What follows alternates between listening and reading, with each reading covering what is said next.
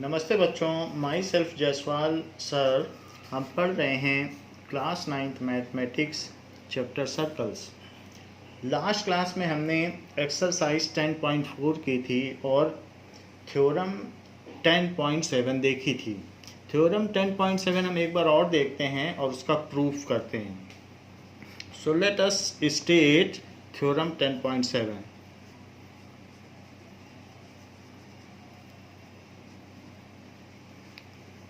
that chords equidistant from center of a circle are equal in length. Chords equidistant from center of a circle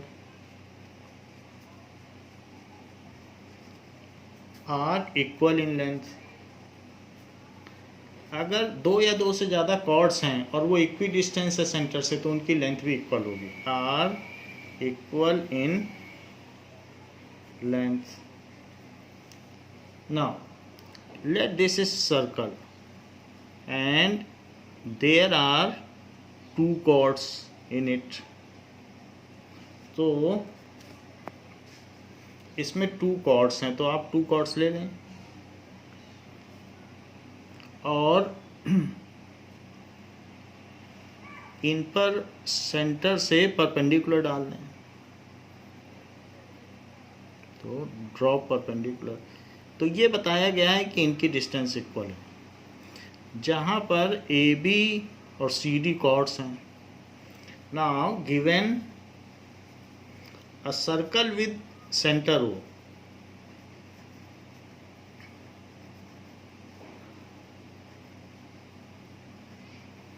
and two chords AB and CD.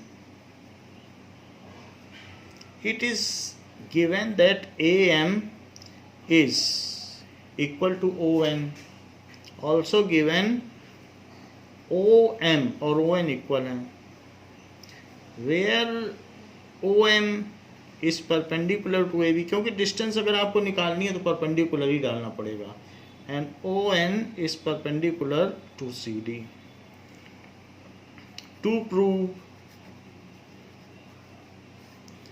A B is equals to C D. Proof देखिए।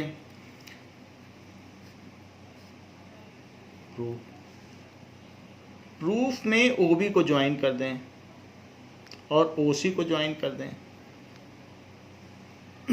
अब देखिए कि in triangle OMB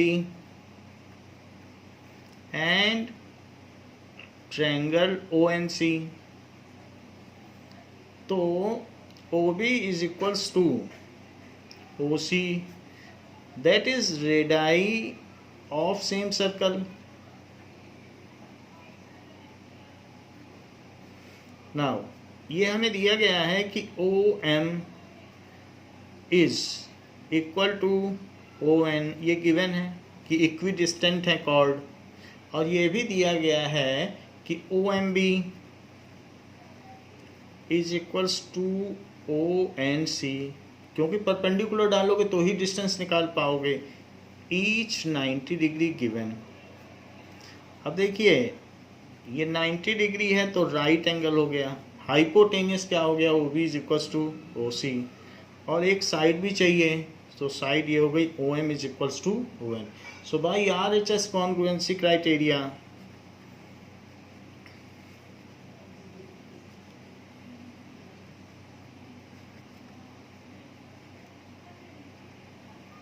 RHS congruency criteria के हिसाब से क्या होगा कि OMB is congruent to triangle ONC।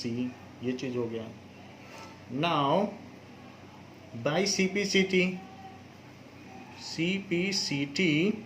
MB is equals to NC, MB is equals to NC।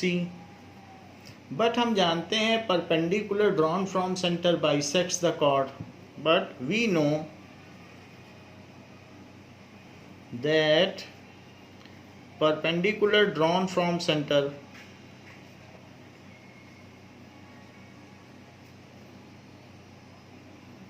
from center bisects the chord।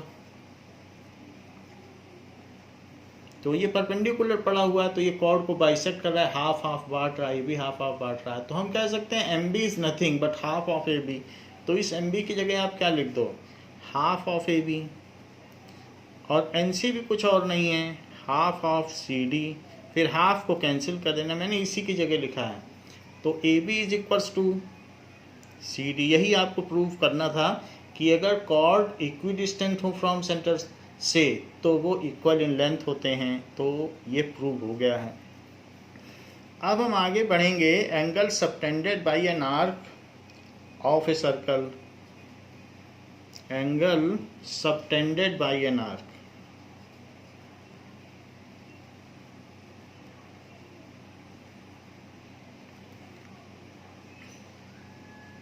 Of a circle.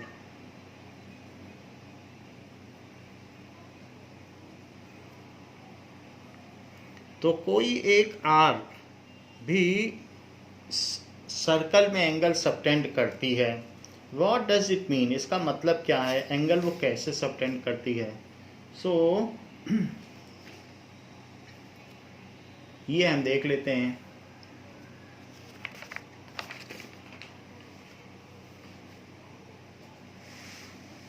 Now any arc, किसी भी circle में जो उसका एक पार्ट ऑफ द सर्कल होता है वो उसमें आर्क कहलाता है। तो मान लीजिए कि एक आर्क है, इसमें पार्ट ऑफ सर्कल कुछ आप ले लें, यहाँ से यहाँ तक ले लें, तो it is an arc. So this is arc, so this is A B. इसको आप ए बी ले लें, ये सर्कल दिया गया है। तो सर्कल का सेंटर ओ है, तो ये आर्क सेंटर पर एक एंगल सबटेंड करेगी। ये आर्क ए बी है। So angle subtended by arc at centre, arc ने एंगल बना दिया, इस आर्क ने सेंटर पर एक एंगल बना दिया। एंगल बड़ी आर्क होगी तो बड़ा एंगल बनाएगी, छोटी आर्क होगी तो छोटा एंगल बनाएगी। So angle subtended by arc at centre is equals to angle A O B. ये सेंटर पर है। यही arc rest of the arc या अदर सर्कल पर, जो rest part of the circle है वहां पर भी एक एंगल सबटेंड करेगी। तो ये कर सकती है ऐसे। सो angle subtended by arc eight other part of circle, आप इसे पी ले लें। सो angle subtended by arc at any point of remaining circle, angle subtended by arc, arc कौन सी है, AB, at any point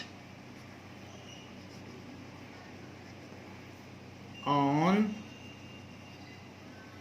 remaining circle, it is, ये क्या है, APB।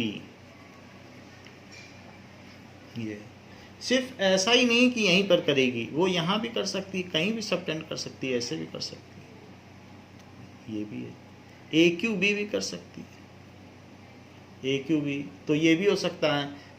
ऐसा भी कर सकती है कि वो यहाँ भी सबटेंड कर ले, जहाँ मर्जी वहाँ सबटेंड कर ले। सो ये ऐसे भी कर सकती है, ARB भी हो सकता है। सो ये सारे एंगल हैं। रिमेनिंग पार्ट ऑफ सर्कल में वो चाहे कहीं भी कर सकती है, इवन यहाँ भी कर सकती है।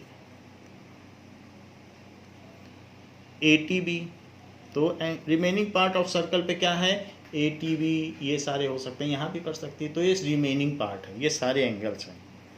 एक चीज़ जानना इंटरेस्टिंग होगा, अगर ये सेंटर पर 80 डिग्री कर रही है तो रिमेनिंग पार्ट पर जो एंगल सबटेंड कर रही है वो 40 डिग्री होगा। ये 80 है तो ये भी 40, ये भी 40, ये भी 40, ये भी 40। ये हमारी नेक्स्ट थ्योरम है। कि angle subtended at remaining part of the circle is half of the angle subtended by arc at centre. तो ये 80 है, तो ये सब 40-40 हैं। तो ये सभी, पहली बात तो ये सारे एंगल सबटेंडेड, कोई आर्क जो यहाँ एंगल सबटेंड करी वो इक्वल होंगे क्योंकि सभी 40 हो गए, और साथ में वो सेंटर वाले एंगल के हाफ होंगे। ये 80 है तो ये 40 है। तो इसी चीज़ को हम प्रूव करने जा रहे हैं। Now theorem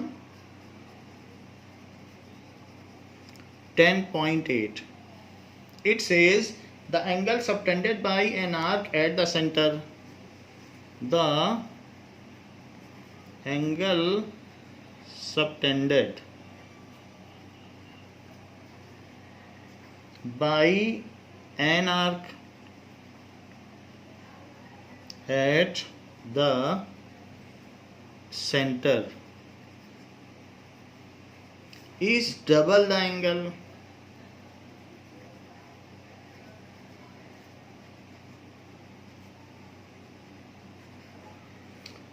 subtended by it, subtended by it at any point, at any point on the remaining part of circle.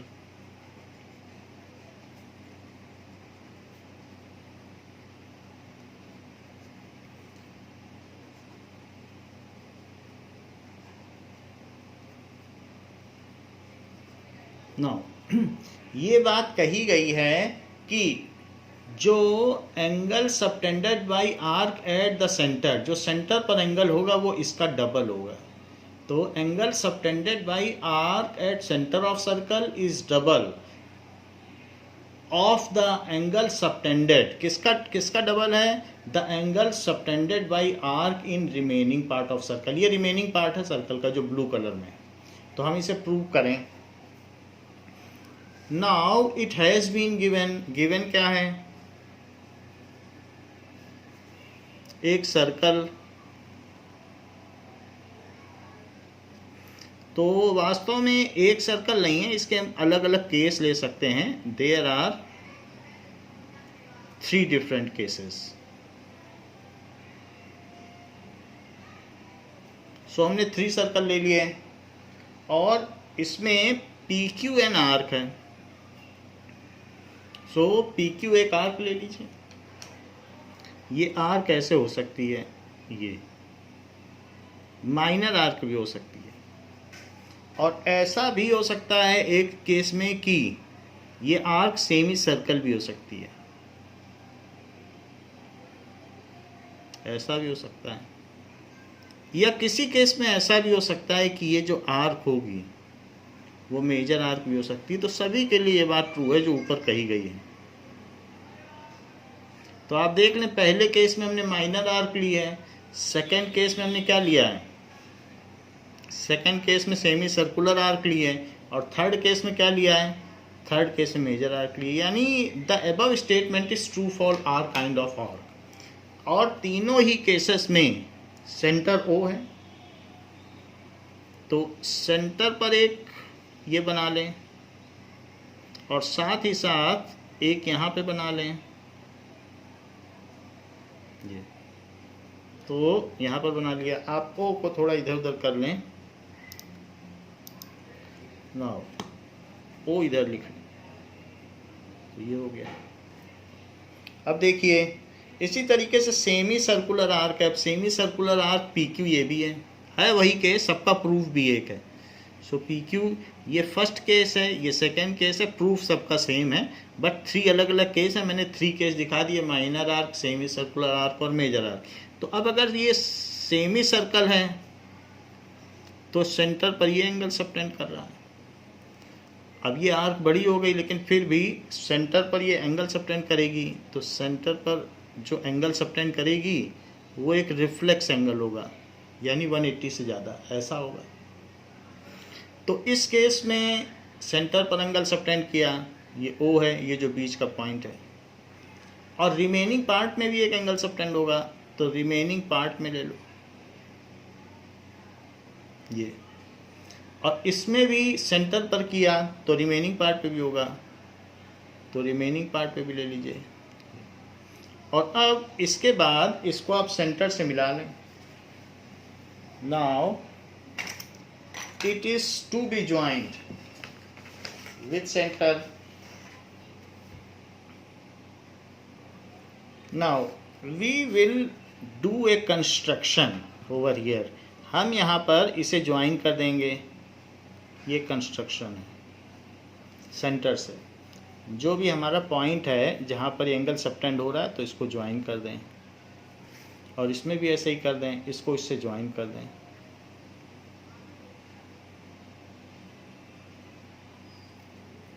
Now अब इन पॉइंट्स को ए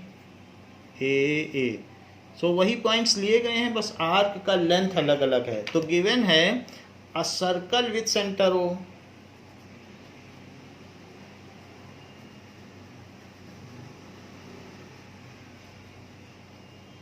एक सर्कल है with centre O and arc P Q, और साथ में दी गई है आर्क पी क्यू, ऐसा दिया है। और आपको प्रूव क्या करना है, टू प्रूव कि सेंटर पर जो एंगल है, angle P O Q, it is twice of angle P A Q.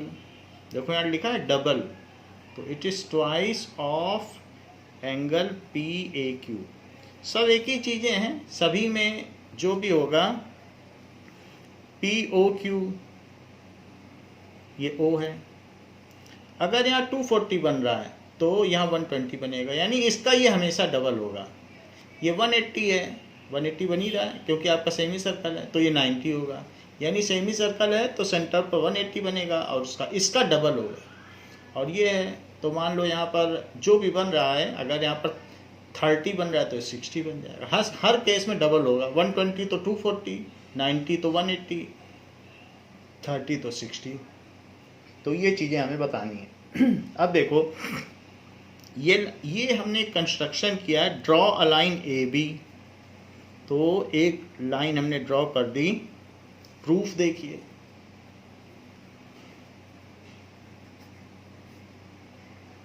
Draw A B passing through centre ओ।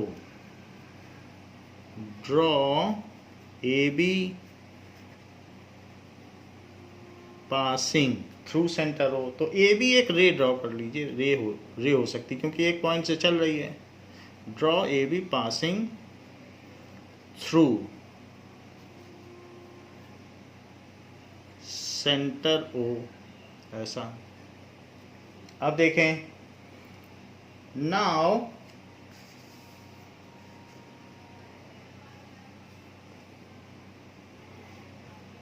अब किसी एक फिगर को आप ले लें, एंगल बी ओ क्यू। तो ये एक्सटीरियर एंगल है इस ट्रायंगल का। एक ट्रायंगल है ये, और ट्रायंगल में ऐसे लाइन बढ़ा दी तो बाहर एंगल हो गया, उसे एक्सटीरियर एंगल कहेंगे। So exterior angle is sum of interior opposite angles. तो बी ओ क्यू किसके इक्वल होगा, angle B O Q. Angle B O Q is equals to, इस ट्रायंगल में ले रहे हैं बी ओ क्यू, तो इसके और इसके इक्वल होगा, इन दोनों के सम के equal. It is equals to O A Q plus angle O Q A, ये। बट लेकिन हमें ये ध्यान देना चाहिए कि ये दोनों रेडियस हैं, तो एंगल ओ ए क्यू और angle O Q A equal होगा, क्योंकि that are the angle opposite to equal side. Angle O A Q is equals to angle OQA, as these angles are opposite to equal side.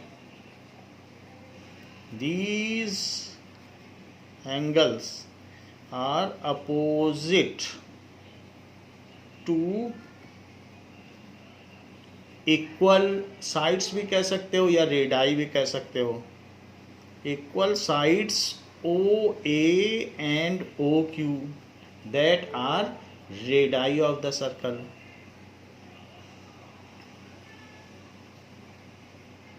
तो इस तरीके से हम यहाँ पर ये बात कह सकते हैं कि जो ओ ए क्यू है वही ओ क्यू ए है, तो हम ओ क्यू ए की भी जगह ओ ए क्यू लिख सकते हैं।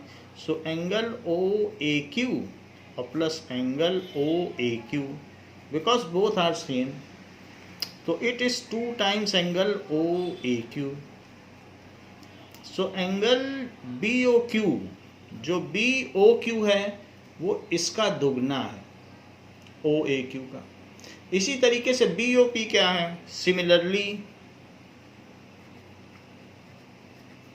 Angle B O P is twice of angle O A P, इसका दुगना है। जैसे इधर हमने किया वैसे यहाँ भी कह सकते हो कि ये जो एंगल है ये इसका और इसका सम है, लेकिन ये दोनों एंगल तो इक्वल हैं क्योंकि ये भी तो रेडाई है, सर्कल के सब रेडाई ही तो हैं, तो इसलिए फिर से वही बात ऐसे लिख दी जाएगी, तो इधर भी वही चीज़ हो जाएगी। अब इन दोनों को ऐड कर दो, adding, so angle B O Q plus angle B O P is equal to 2 times angle O A Q plus 2 times angle O A P. तो आप ये देखिए जो बी ओ पी है, बी ओ क्यू और B O P मिल के P O Q हो गया। देखो बी ओ क्यू और बी ओ पी, तो क्या हो गया, लेफ्ट हैंड साइड में क्या चीज़ हो जाएगी, it is P O Q, और राइट हैंड साइड में 2 कॉमन ले लो, और angle O A Q plus angle O A P. So angle O A Q और ओ ए पी जरा चेक करो, ओ ए क्यू और ओ ए पी इन दोनों को जोड़ दो, this plus this, so P A Q. So it is 2 times angle P A Q. तो जो सेंटर पर बना हुआ एंगल है, angle subtended by arc at centre is double of the angle subtended by that arc on remaining part of the circle. यही हमें prove करना था, तो हमने प्रूव कर दिया, हैंस प्रूव। तो ये सभी केसेस में प्रूव हो गया, ऑल द 3 केसेस, क्योंकि चाहे ये हो आर्क तो हमने इन जनरल ली थी, कोई हमने मेंशन तो नहीं किया। सभी केसेस में तो ये एक्सटीरियर एंगल है, सभी केसेस में तो एक्सटीरियर एंगल है, तो वैसे ही दिस प्लस दिस हो जाएगा, दिस प्लस दिस, और ये दोनों एंगल इक्वल होंगे क्योंकि ये रेडाई ऑफ सर्कल है। ऐसे यहाँ पर भी होगा, यही चीज़ यहाँ भी होगी, क्योंकि ये रेडियस और ये रेडियस, तो ये एंगल ये एंगल इसके इक्वल होगा और ये इसके इक्वल होगा, ये इसके इक्वल और ये इसके इक्वल, तो उसी बेसिस पर किया है, सारे केसेस में एप्लीकेबल है। अब देखिए इसी में हम ये कह सकते हैं कि इसी की एक कोरोलरी भी कही जा सकती है कि angle subtended bye semi circle, angle subtended bye semi circle eight remaining part of the circle, जैसे इसका ये डबल है तो ये 180 है, तो ये 90 होगा, तो ये इसकी एक कोरोलरी है, यानी एक इसी का अनुच्छेद है, एनेक्शर वो भी आप कह सकते हैं। सो इस चीज़ को भी लिख लें, इसका एक एनेक्शर है, दैट इज एक पार्ट है, तो अलग से आपकी जानकारी के लिए बस।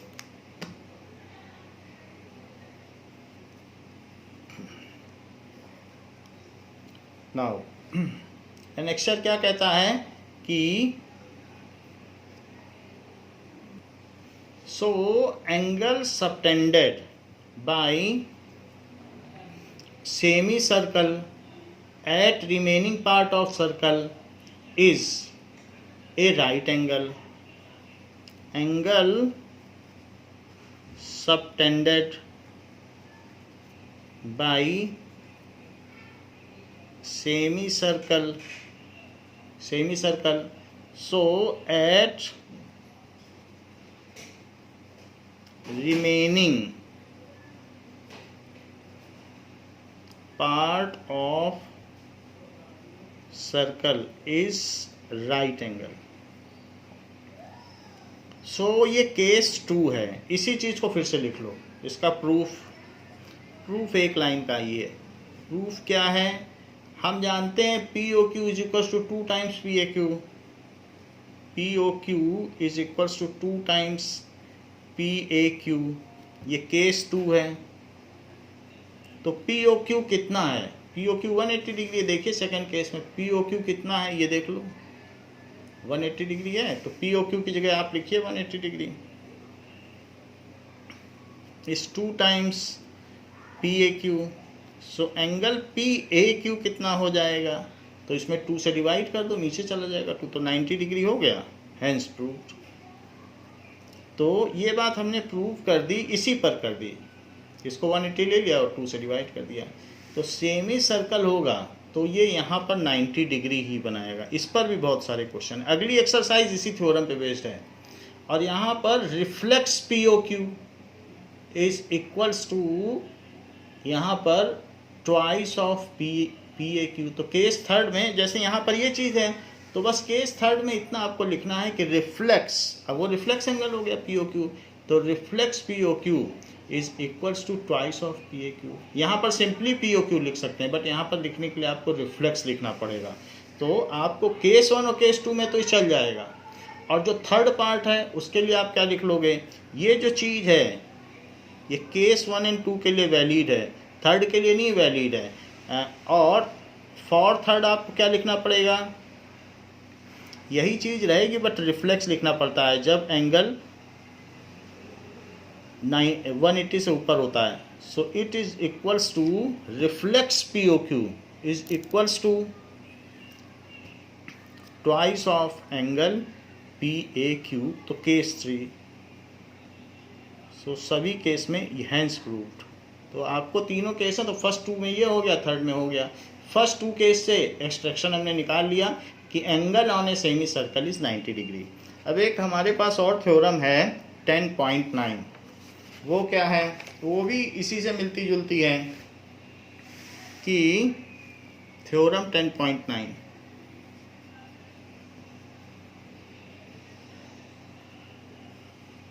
that is angle in the same segment of a circle are equal.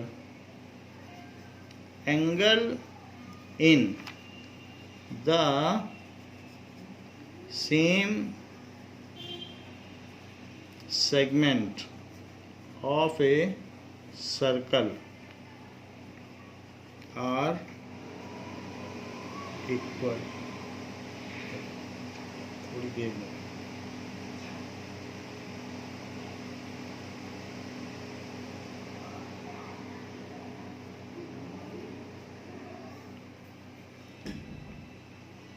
now angle in same segment of a circle are equal। हम इस चीज को प्रूव करना चाहते हैं। so let us take a circle and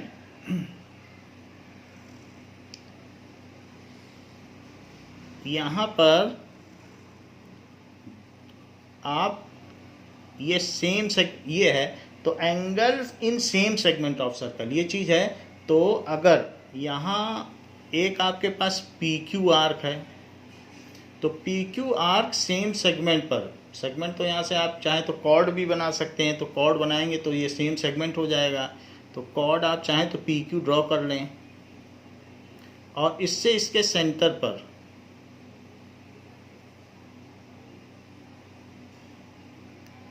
P O Q. तो आपको prove करना है कि P A Q is equals to P B Q. ये दोनों इक्वल हैं, सेम सेगमेंट हो गया कि नहीं, ऊपर वाला सेगमेंट जो है वो सेम सेगमेंट हो गया। अब आपने कॉर्ड बना दिए तो ये सब सेगमेंट हो गया, सेम सेगमेंट। ऊपर वाला एक सेगमेंट हो गया और नीचे दूसरा सेगमेंट हो गया। तो एक सेम सेगमेंट में जो कॉर्ड होंगी वो इक्वल होंगी, ये हमें प्रूव करना है। तो गिवन क्या है, गिवन है कि circle with centre O, circle with centre O and एक यहाँ पर कॉर्ड दी है पी क्यू, या आर्क भी ले सकते हो, एंड आर्क पी क्यू। ये टू प्रूव क्या करना है कि P A Q is P B Q.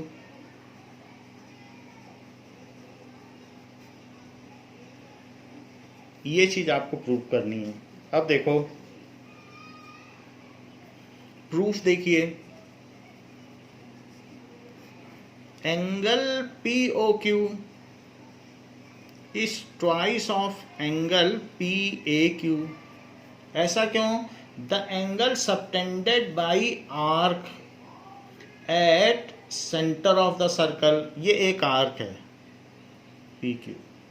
सो ये जो आर्क है, तो ये जो सेंटर पर एंगल सबटेंड कर रही है is twice the angle subtended by it in remaining part of circle. ये थ्योरम 10.8 थी जो अभी हमने प्रूव किया है। So angle subtended by arc at centre, क्योंकि 2 लाइन का ही प्रूफ है इसलिए पूरा लिख देना ठीक है। By arc at centre is twice the angle subtended by it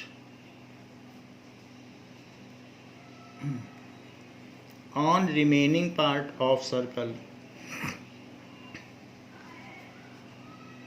ये थ्योरम 10.8 है। सिमिलरली जो एंगल पी ओ क्यू है वो 2 times angle P B Q भी होगा, क्योंकि वो भी एक आर्क है और रिमेनिंग पार्ट में है। तो इसलिए ये चीज़ इसकी भी डबल हुई, ये डबल है, और ये चीज इसकी भी डबल है। अब इन दोनों में ये जो 2 इक्वेशन है इनको कंपेयर करो, कंपेयरिंग अबव इक्वेशन, तो लेफ्ट हैंड साइड इक्वल है तो राइट भी इक्वल होगी। Comparing above equations, so 2 times P A Q is 2 times P B Q, 2 से 2 कट गया, so P A Q is P B Q, ये equal हो गया। So angle subtended in same segment, यहाँ पर चाहे आप और भी बहुत सारे एंगल बना दो सब इक्वल होंगे। तो सेम सेगमेंट के एंगल इक्वल होंगे। अगर ये 60 है तो ये 30 इसका हाफ, और ये भी 30, तो 30 इक्वल हो गए कि नहीं? क्योंकि इसका हाफ होगा हमेशा, इसका हाफ ये भी, इसका हाफ ये भी। यदि ये 60 तो ये 30, ये 60 तो ये 30, तो 30 इक्वल हो गए। तो यही चीज़ हमें प्रूव करनी थी। हमेशा सेंटर पर डबल एंगल होगा और सेगमेंट पे जो बाकी रिमेनिंग पार्ट है उस पर हाफ एंगल होगा। देखिए theorem 10.10,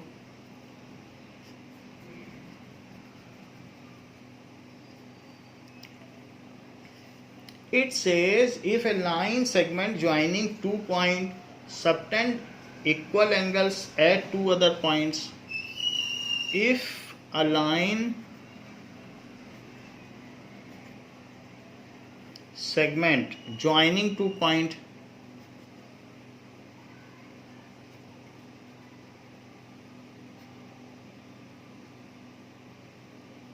subtend equal angle at 2 other points, equal angles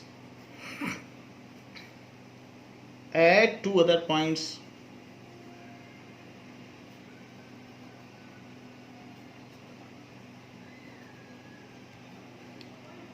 lying on the same side of line, lying on the same side of line. यहाँ तक की बात बिल्कुल ऊपर से मिलती है। Line segment subtend equal angle at 2 other point, जैसे ए बी है तो 2 अदर पॉइंट्स पे सेम एंगल अगर बना रहा है, so if a line segment P Q है और सेम साइड ऑफ लाइन इधर ही होनी चाहिए दोनों, जैसे यहाँ नहीं कहा गया सेम सेगमेंट पर, तो क्वेश्चन में ही कहा गया था सेम सेगमेंट, तो वही कहा जा रहा है कि अगर एक line segment two different point पर सेम एंगल बनाता हो तो, जस्ट इसका कन्वर्स पूछा जा रहा है, यदि एक लाइन सेगमेंट सेम साइड में टू इक्वल एंगल्स बनाता हो तो, जरा फिर से पढ़ लो, line segment joining two points यानी P Q subtend equal angle at two other points lying on same side of line, दोनों पॉइंट्स एक ही तरफ हैं, आप देख लो वो भी ए और बी एक ही तरफ तो हैं, तो same side of line containing the line segment के एक ही तरफ हों, containing the line segment,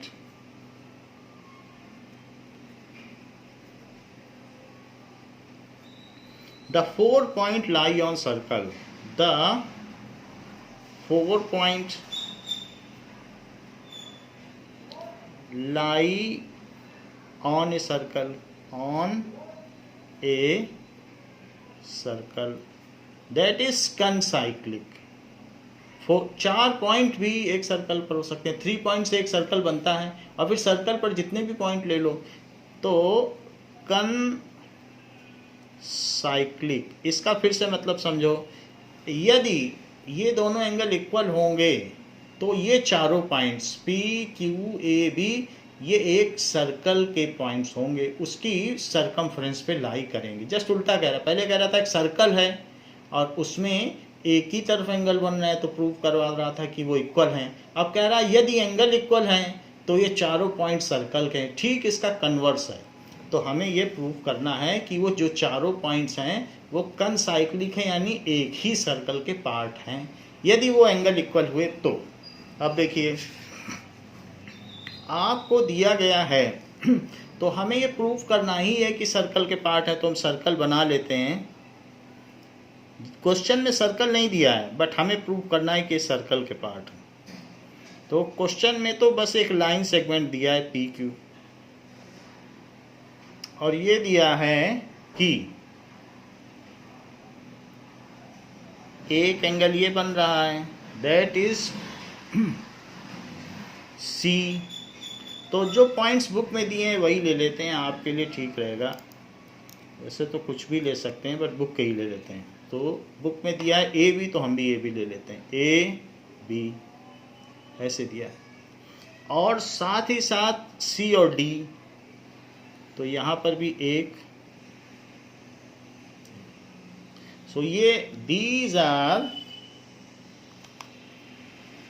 A B C D, ये पॉइंट्स हो गए। तो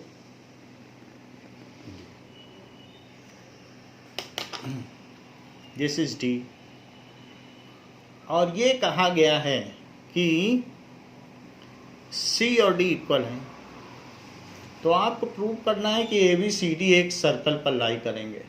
गिवन क्या क्या है वो फिर से लिख लें। गिवन है angle A C B is equal to angle A D B, angle A C B is equal to angle A D B. Circle तो दिया नहीं है तो हमें सेंटर भी लेना ही नहीं है, क्योंकि सर्कल दिया ही नहीं, सर्कल तो हमें प्रूव करना है। सो ये दोनों एंगल इक्वल है। To prove A B C D are concyclic. Concyclic का क्या मतलब? That means they lie on circle, they, ये जो दीज पॉइंट्स हैं, these points lie on circle, these points lie on circle. इसका एक भी और मतलब है कि A B C D cyclic quadrilateral, जिस क्वाड्रिलेटरल के सारे पॉइंट्स सर्कल पर लाई करें, जैसे इसको मिला दो तो ये क्वाड्रिलेटरल हो गया कि नहीं? तो ऐसा क्वाड्रिलेटरल जिसमें चारों पॉइंट सर्कल पर लाई करें, तो ए बी डी सी इस cyclic quadrilateral, A B D C, क्योंकि एक आपको एक ऑर्डर में लेना है, A B D C. Is cyclic quadrilateral. ये सारी चीज़ें इनमें से कोई भी एक प्रूफ कर दो, तो यही हमें प्रूफ करना है। तो प्रूफ देखिए,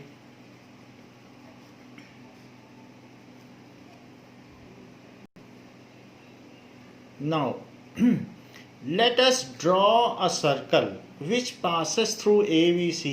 3 पॉइंट से तो हमेशा एक सर्कल ड्रॉ किया जा सकता है कि 3 से पास हो, क्योंकि परपेंडिकुलर बाइसेक्टर जहाँ इनके इंटरसेक्ट करेंगे तो 3 पॉइंट से हमेशा एक सर्कल तो पास होगा ही होगा। So let us draw a circle which passes through. ऐसा कंस्ट्रक्शन हमने किया भी है पीछे 3 पॉइंट से एक सर्कल के पास होने का। उनके परपेंडिकुलर बाइसेक्टर का जो इंटरसेक्शन होता है वो सेंटर हो जाता है, फिर उस OA को या OB को या OC को हम लेकर रेडियस सर्कल बना सकते हैं। विच पासेस थ्रू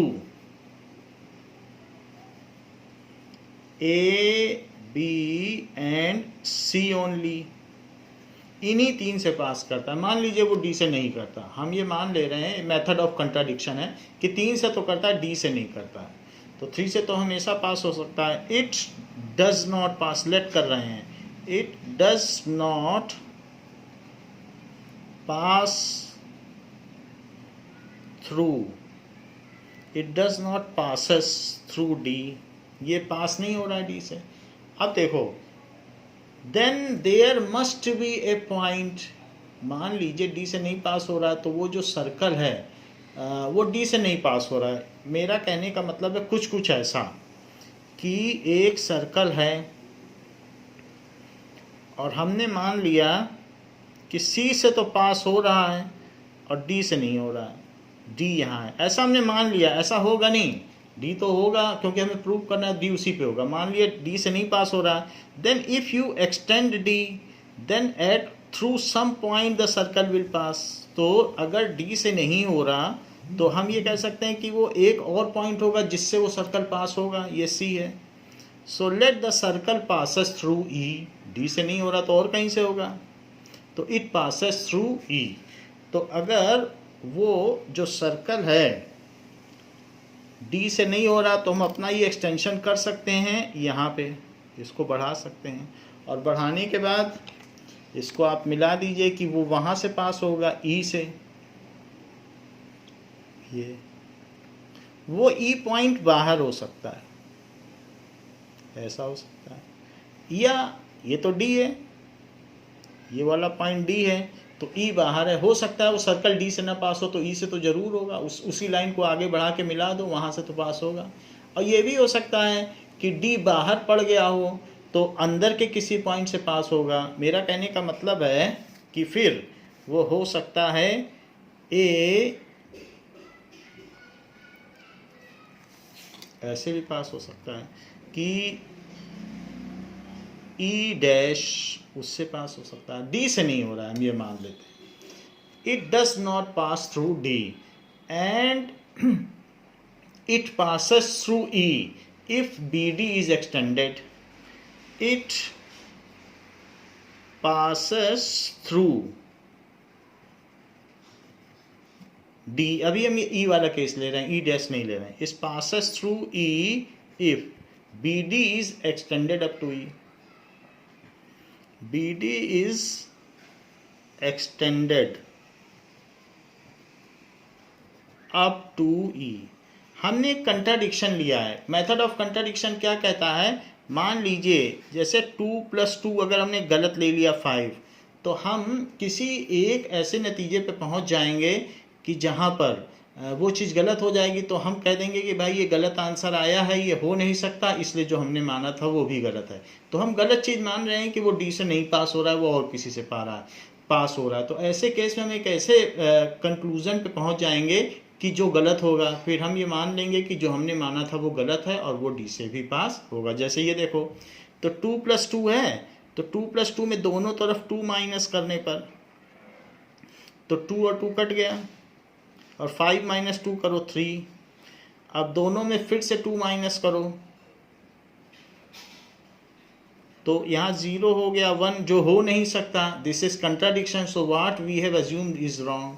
ये कंट्राडिक्शन मेथड होता है कि अगर हम गलत चीज़ मानते हैं तो हम एक ऐसे रिजल्ट पे पहुंच जाते हैं जो नहीं हो सकता, so what we have assumed is wrong. तो इसी तरीके से हमने मान लिया कि वो डी से पास नहीं हो रहा है और वो ई से पास हो रहा है। इसको कहते हैं विरोधाभास की विधि, मेथड ऑफ कंट्राडिक्शन। अब जरा देखो, अगर ई से पास हो रहा है तो angle A C B is equals to angle A E B, क्योंकि ई से पास हो रहा है तो एंगल ऑन सेम सेगमेंट, अभी पीछे देखा एक थ्योरम कहती है कि angle on same segments are equal. यहाँ पीछे थ्योरम देखी थी कि सेम सेगमेंट के एंगल इक्वल होते हैं, ये इक्वल होते हैं, प्रूव भी किया था। तो अगर सी और ई सर्कल के पार्ट हैं, डी नहीं है, सी और ई पार्ट है, तो सी और ई एंगल इक्वल होंगे क्योंकि ये कॉर्ड है वो सेम सेगमेंट पर सर्कल ड्रॉ करती है। तो इसमें लिख लें angle in same segment, same segment, तो इसलिए इक्वल होंगे। लेकिन angle A C B is equals to angle A D B भी है जो कि गिवन है। ए सी बी तो ए डी बी गिवन है और ए ई बी इस वजह से आया क्योंकि ये सेम सेगमेंट में है। तो अब दोनों का लेफ्ट हैंड साइड इक्वल है तो राइट हैंड साइड भी इक्वल होगा। Comparing above equation, comparing above equations, तो angle A E B is equals to angle A D B, but A D B is exterior angle. इस angle को देखो ए E D को, तो exterior angle हो गया। एक्सटीरियर एंगल तो हमेशा बड़ा होता है इंटीरियर एंगल से क्योंकि इसका और इसका सम ही ए डी होता है। तो ये तो मान लो ये 60 है तो ये 40 और ये 40 और ये 20 होगा, तो एक्सटीरियर एंगल 60 हो जाएगा। तो जो एक्सटीरियर एंगल तो हमेशा बड़ा होता है, तो क्या ये पॉसिबल है कि एक्सटीरियर एंगल किसी इंटीरियर एंगल के सोलली इक्वल हो जाए पूरी तरह से? तो इम्पॉसिबल है। सो इट इज़ कंट्राडिक्शन आ गया। सो ये तभी पॉसिबल है कि जब ई इसमें मिल ही जाए, कोइंसाइड कर जाए तभी इक्वल है। जब ई भी डी हो जाए तभी हो सकता है और अगर दूर जाएगा तो नहीं हो सकता। तो इसलिए exterior angle can not be equal to any interior angle. So this is impossible as exterior angle cannot be equal to any interior angle. तो ये लिख लें, this is not possible as exterior angle can not be equal to any interior angle.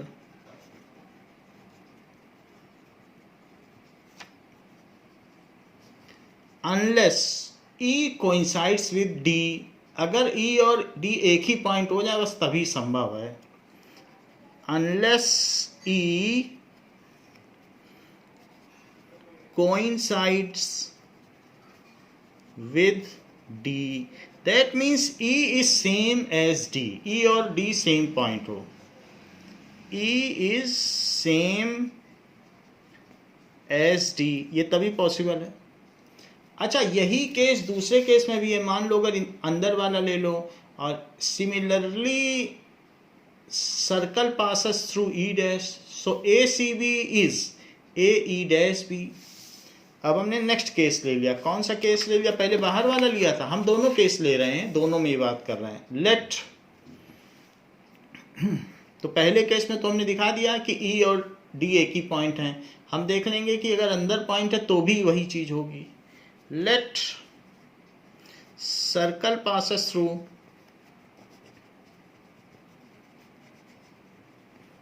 पहले ए B सी और ई से पास हो रहा था, अब किससे पास हो रहा है? A B C and E dash से सर्कल पास हो रहा है। Then angle A C B is equals to angle A E dash B. तो A C B E dash B के इक्वल होगा अगर सर्कल इससे पास हो, डी से ना पास हो। तो हमने मान लिया डी से नहीं पास हो रहा है, तो पहले केस में देखा नहीं पास हो रहा है, तो बाद में हमें कंट्राडिक्शन मिला, फिर हमें मानना पड़ गया कि ई और डी एक ही पॉइंट है और सर्कल ई से पास हो रहा है, मतलब कि डी से पास हो रहा है। क्योंकि ई और डी जब एक पॉइंट है तो उसमें हमने माना था ई से पास हो रहा है, तो ई से पास हो रहा है तो डी से भी पास होगा क्योंकि ई और डी सेम पॉइंट है। अब देखो सेकंड केस में लो, इसमें भी प्रूव कर देंगे। तो ये क्यों? That is angle in same segment. Angle in same segment. Same segment का मतलब जब चारों से सर्कल पास हो रहा है तो ए बी जो सी पे एंगल सबटेंड करेगा वही ई डैश पे करेगा, तो ये दोनों सेम सेगमेंट में हुए अगर ई डैश से सर्कल पास हो रहा है। लेकिन A C B is equals to angle A D B, ये तो गिवन है, ये चीज़ तो गिवन है कि ये दोनों एंगल इक्वल हैं। तो कंपेयरिंग अबव इक्वेशन, इन दोनों को कंपेयर कर लो।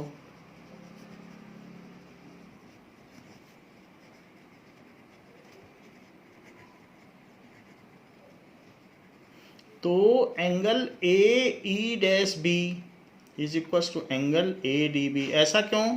क्योंकि दोनों के लेफ्ट हैंड साइड में इक्वल है, तो if two things are equal to same thing then they are equal to one another, तो ये दोनों इक्वल हुए।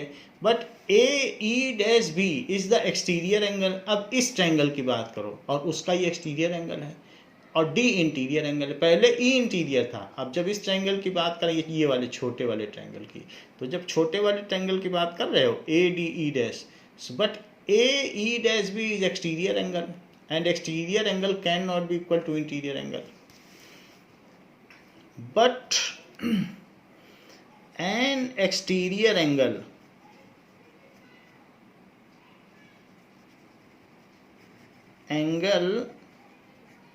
cannot be equal to interior angle unless it coincide with each other। जब तक कि वो एक दूसरे से मिल ना जाए तब तक ये संभव नहीं है।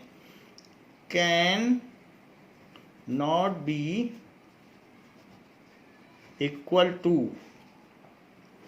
Interior angle. एक्सटीरियर एंगल हमेशा बड़ा होता है, interior angle unless it's coincide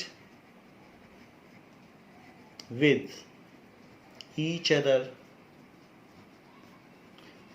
तो so E dash and D are same point, ये सेम पॉइंट हुए।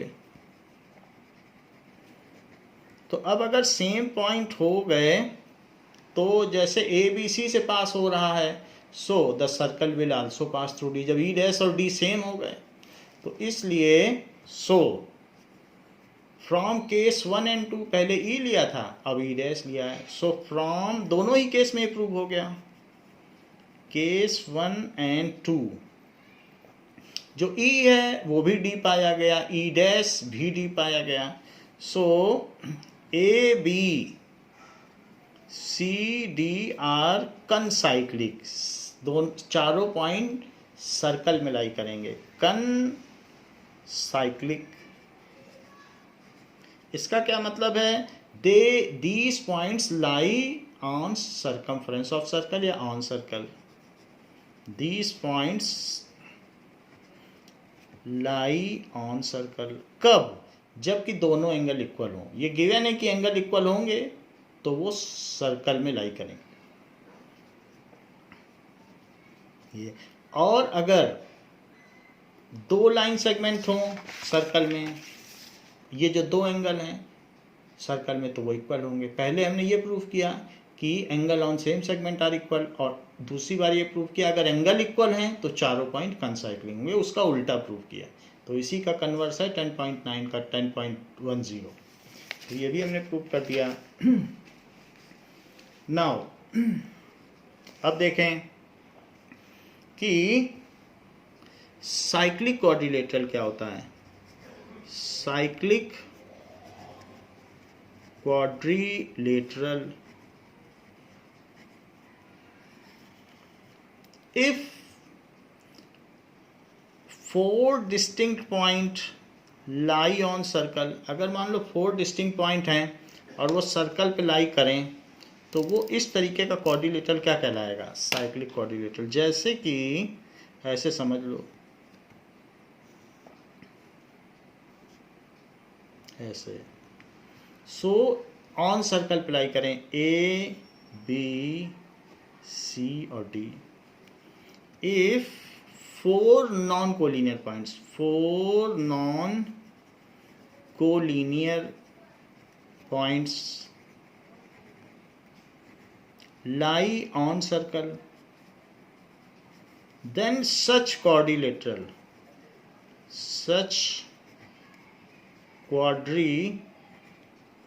ऊपर भी हमने देख लिया था कि वो चारों लाई कर रहे थे, तो वो साइक्लिक क्वाड्रिलेटरल होगा।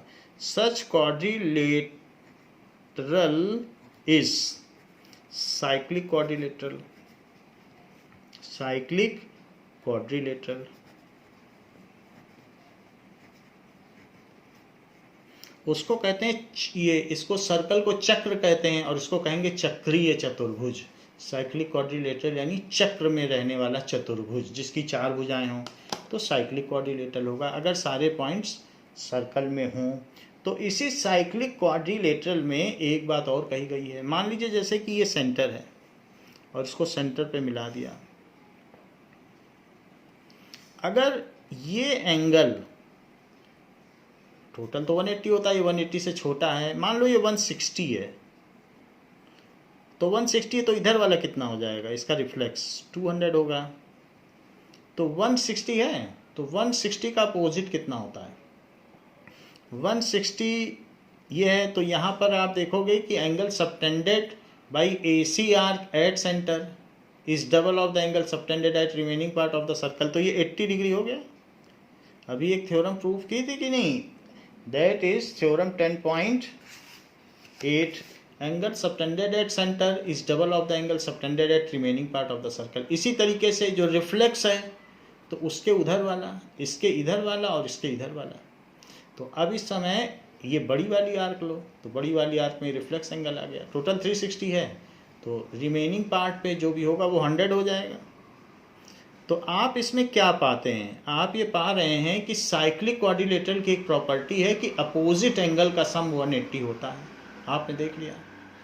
आप दूसरी तरीके से भी देख सकते हैं कि मान लीजिए ये साइक्लिक क्वाड्रिलेटरल है, ये 180 है, तो जो बचा हुआ है वो भी 180 हो जाएगा, क्योंकि किसी भी क्वाड्रिलेटरल में टोटल एंगल 360 होता है। तो इन दोनों का सम 180, तो बाकी बचों का भी सम 180 हुआ। सो सम ऑफ अपोजिट एंगल्स, वही चीज़ अगर मैं मान लो इधर मिला देता, तो इससे मिलाने से हम इसकी भी स्टडी कर सकते हैं, ये वाला। तो एक एंगल यहाँ बनता और एक एंगल यहाँ बनता, हम वो प्रूफ कर देते। जैसे मैंने इसको मिलाया वैसे इसको मिला के प्रूफ किया जा सकता था, तो वो भी किया जा सकता था। हमने एक का प्रूफ कर दिया कि ये दोनों 180 हैं, तो बचा भी 180 होगा, क्योंकि टोटल मिला के तो 360 होता है। तो इसी पर एक थ्योरम बनी है, उसको मैं कोट कर रहा हूं। तो theorem 10.11, theorem 10.11, that is the sum of either pair of opposite angle of cyclic quadrilateral, the sum of either pair of angles either pair of opposite angles of cyclic quadrilateral. So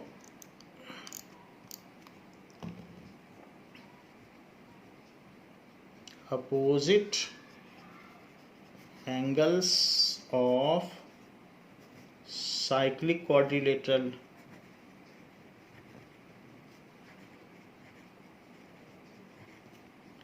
is 180 degree, यानी opposite angle का sum 180 होगा। इसका proof देखिए। तो आप यहाँ पर एक साइक्लिक क्वाड्रिलेटरल ले लो। साइक्लिक क्वाड्रिलेटरल की जो भी साइड्स होंगी वो क्या होंगी, वो सर्कल पर ही होंगी। नाउ ऐसे आप ले लीजिए,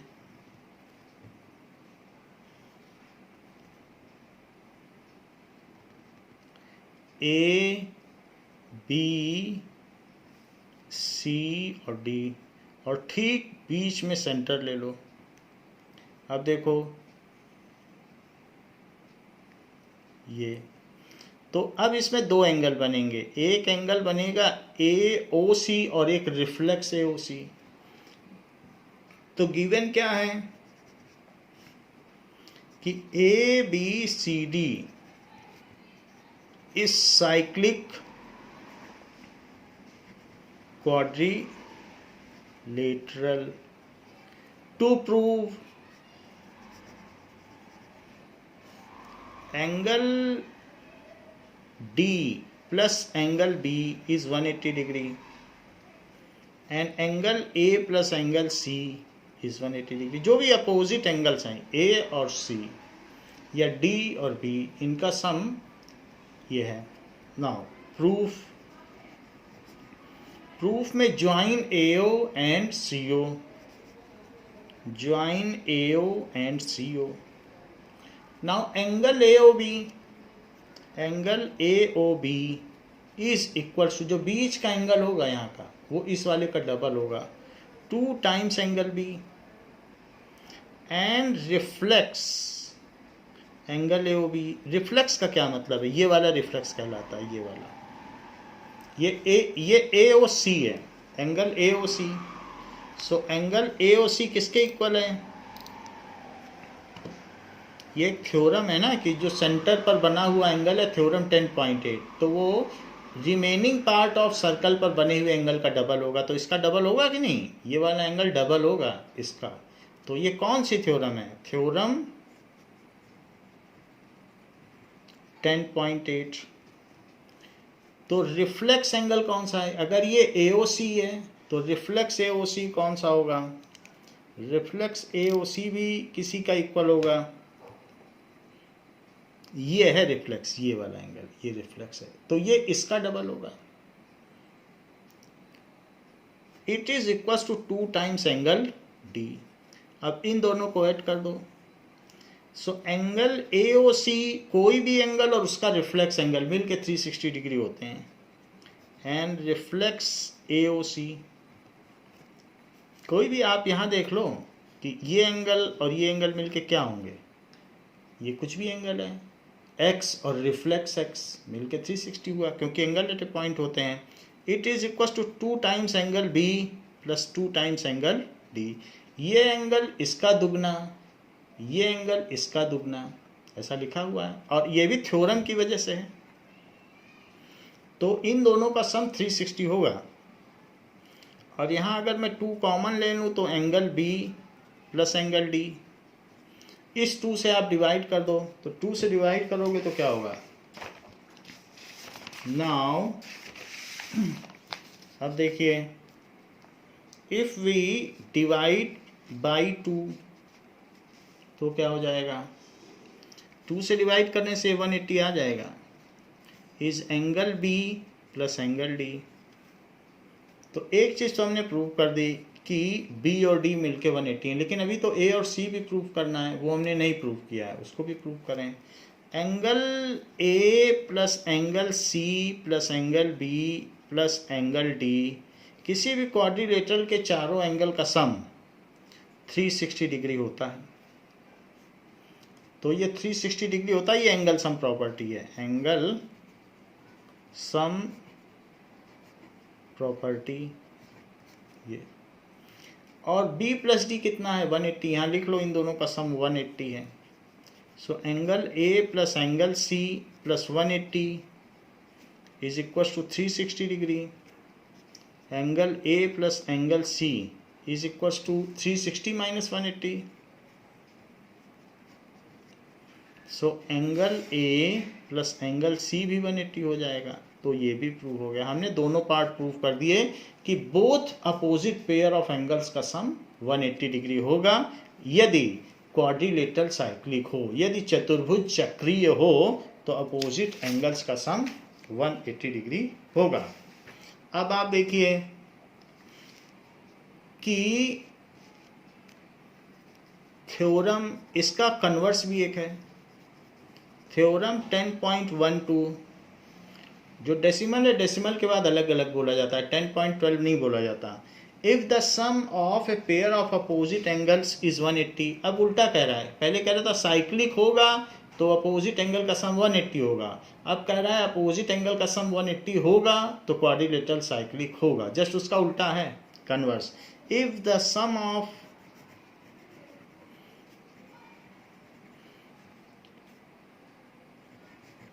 a pair of opposite angles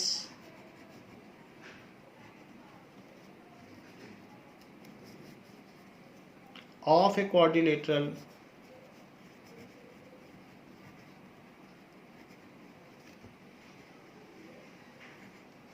is 180,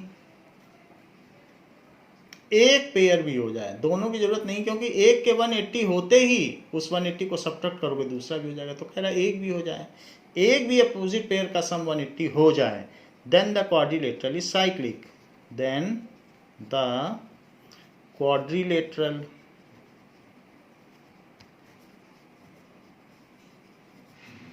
is cyclic, तो क्वाड्रिलेटर साइक्लिक होगा। इट कैन बी प्रूव्ड, ये जैसे हमने पहले किया था, प्रूव किया था ई और ई डैश लेके, वैसे ही किया जा सकता है या एक्टिविटी से किया जा सकता है। तो इस थ्योरम, इसको बुक में स्किप किया गया है, हम भी स्किप कर रहे हैं, उल्टा भी ट्रू है। अगर 180 हो जाए सम तो आप मान सकते हो कि वो साइक्लिक है। तो it can be shown by activity. तो इस क्लास के लिए बच्चों इतना ही। जो हमारी नेक्स्ट एक्सरसाइज है, exercise 10.5 along with its examples will be discussed in next class. Thank you बच्चों।